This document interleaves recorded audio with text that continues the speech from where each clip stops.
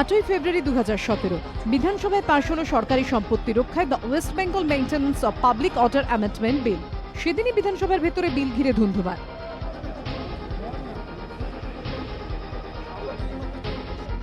মঙ্গলবার বিধানসভায় অধ্যক্ষ বিমান বন্দ্যোপাধ্যায় জানান, গত বুধবারের ঘটনায় যে সম্পত্তি নষ্ট হয়েছে সে বিষয়ে সমীক্ষা করেছে পূর্ত দপ্তর। তাদের রিপোর্ট জমা পড়েছে বিধানসভার সচিবের কাছে। রিপোর্টে 10টি মাইক্রোফোন, একটি অ্যান্টিক বার্মা টিক টেবিল এবং একটি রাইটিং ট্রে ভেঙেছে বলে উল্লেখ করা হয়েছে। ক্ষতির পরিমাণ 12,43,636 টাকা। কিন্তু এই সমীক্ষা রিপোর্ট নিয়ে মাথাচাড়া দিয়েছে বিতর্ক।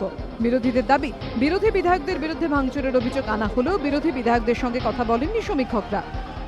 বিরোধী দলের সদস্যরা যে যার নিজের আসনে বসেছিলেন, ড্যামেজটা ট্রেজারি বেঞ্চে হয়নি, ড্যামেজটা হয়েছে অপোজিশন বেঞ্চে।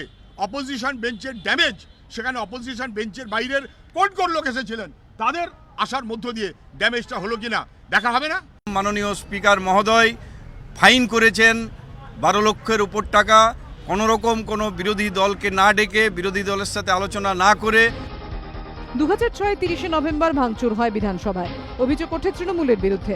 সেবারও বিশেষজ্ঞদের দিয়ে ক্ষতির পরিমাণ নির্ধারণ করেন তৎকালীন অধ্যক্ষ হাসিম আব্দুল হালিম। ক্ষতির পরিমাণ ছিল 3,97,416 টাকা।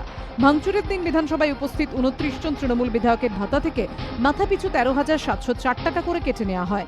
এবারও কি ক্ষতির টাকা আদায় করা হবে অভিযুক্ত বিধায়কদের থেকে? এ প্রসঙ্গে বিধানসভার অধ্যক্ষ বিমান বন্দ্যোপাধ্যায় জানিয়েছেন, এখনও তদন্ত রিপোর্ট জমা পড়েনি, তাই এই নিয়ে মন্তব্য করা সম্ভব নয়। দীপক ঘোষের রিপোর্ট, এবিপি আনন্দ, কলকাতা।